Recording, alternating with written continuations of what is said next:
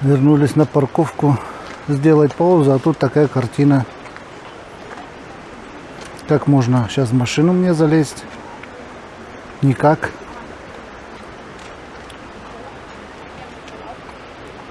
Всем привет! Напомню, что сегодня мы решили провести время в природном заповеднике Вутах-Шлюхт. Вот так здесь выглядит здание старой мельницы. Я так подозреваю, что отсюда в те ворота вот завозили зерно. И, наверное, как-то она приводилась, механизм в движение от реки. Здесь, к сожалению, сейчас из-за этой долбанной пандемии все закрыто.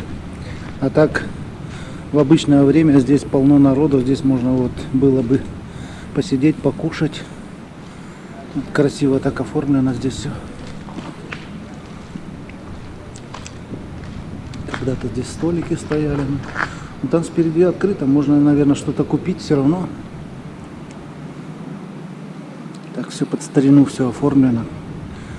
На стенах висят старые инструменты. Красиво смотрится.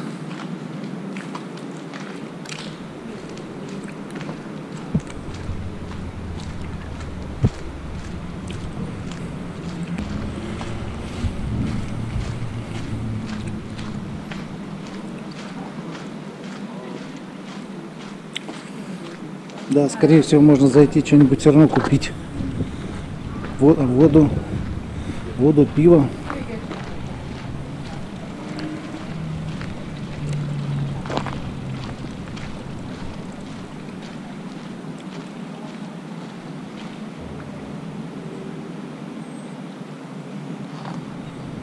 Интересно, для чего здесь шлагбаум стоит?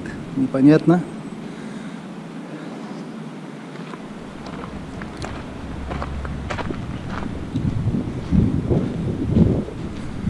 А это, я так подозреваю, дом мельника. Домик старенький. И, похоже, здесь еще живут хозяева.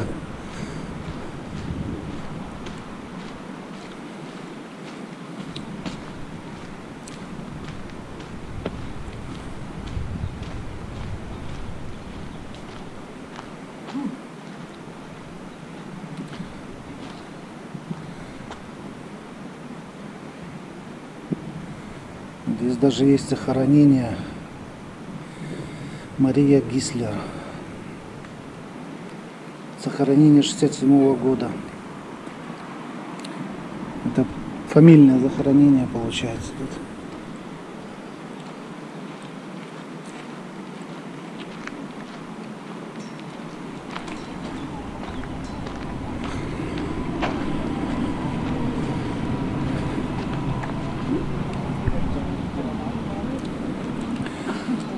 Да, на этой стороне уже новая мельница, мы сейчас ее проходили. И похоже, от этой речки механизм приводится в движение.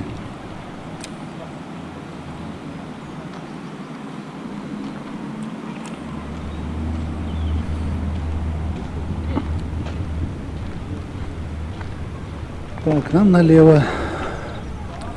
Место называется Вутах-Шлюхт, Вандервек. Сегодня у нас отличная погода, и мы решили этим воспользоваться. Кто любит природу, лес, присоединяйтесь к нам.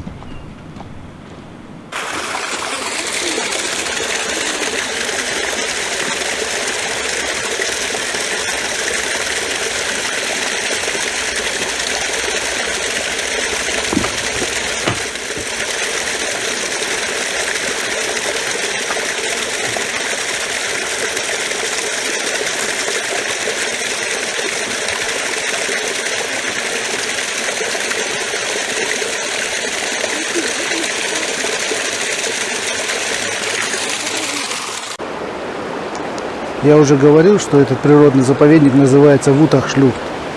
Вутах — это название реки, а Шлюхт переводится как каньон или ущелье. Отсюда и название этого места. Это место находится в южной части Шварцвальда, недалеко от швейцарской границы. Этот каньон считается самым большим каньоном в Германии, и он особенно популярен среди любителей пеших прогулок.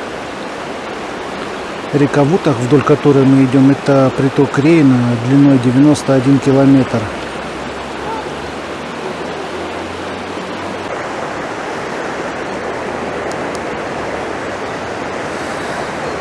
Сейчас мы вышли прямо к речке. Здесь вот такая тропинка вдоль речки. Вот принимает такие вот очертания. С правой стороны река, а вот с левой стороны вот такие вот скалы. Из-за разнообразия флоры и фауны ущелье Вутах было объявлено заповедником в 1939 году. Если посмотреть по сторонам, то точно не получится упустить из вида множество идиллических мест. Вот так выглядит сама тропинка. Здесь надо под ноги смотреть и аккуратно быть. Оступиться можно в 2 счета. Но здесь зато с этой стороны вдоль речки, когда идем, довольно сухо. Потому что солнце здесь просматривается.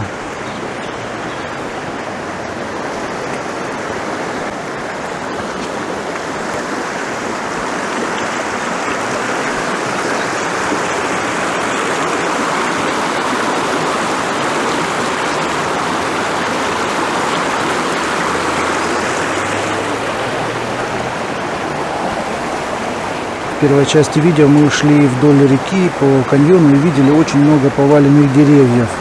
Я все думал, почему каньон не очищают от поваленных деревьев. А оказывается, так как это национальный природный парк, то в Германии под национальным парком понимается обширная охранная зона, которая подлежит лишь естественному развитию и охраняется от нежелательного человеческого воздействия. То есть, получается, пытаются сохранить дикую природу в сердце Германии. Сразу в сторону от речки свернули, сразу повеяло такой прохладой приятной.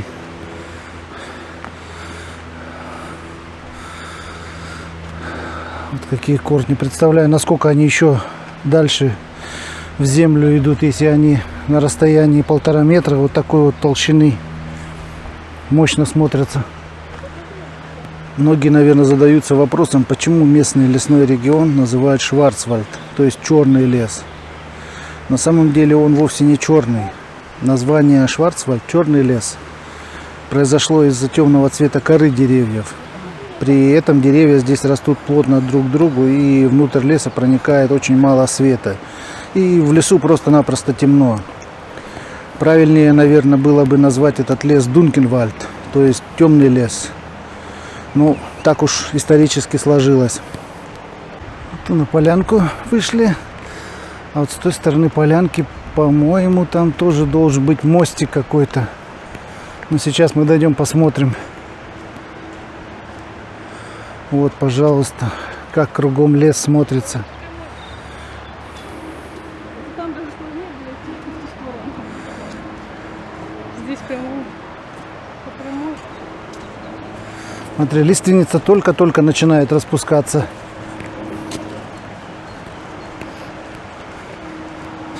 Так, ну что сказать.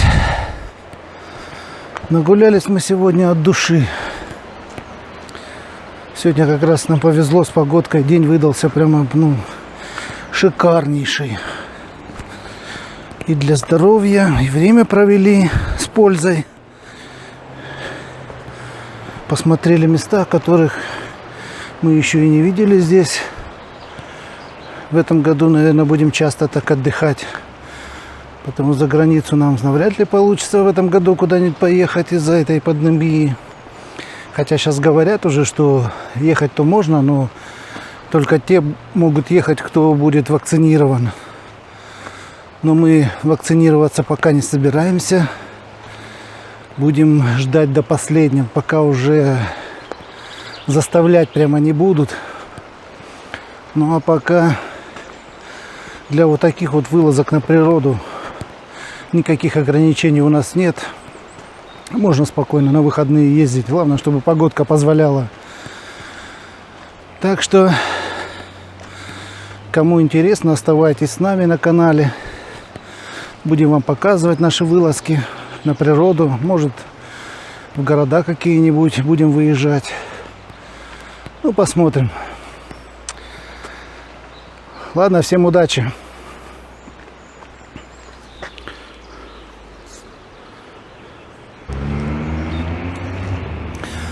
Вот для желающих здесь все расписано. Пожалуйста, кому какой маршрут нужен. Вот есть маршрут даже Нойштадт, 14,5 километров. Капель-Гуд Брюке 10 километров. Вот мы хотели до него дойти, до этого Брюке, но 10 километров слишком далековато.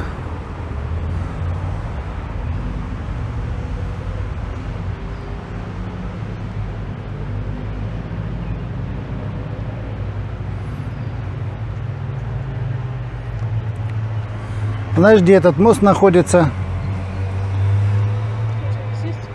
Капель-Гутак Брюке, 10 километров в ту сторону.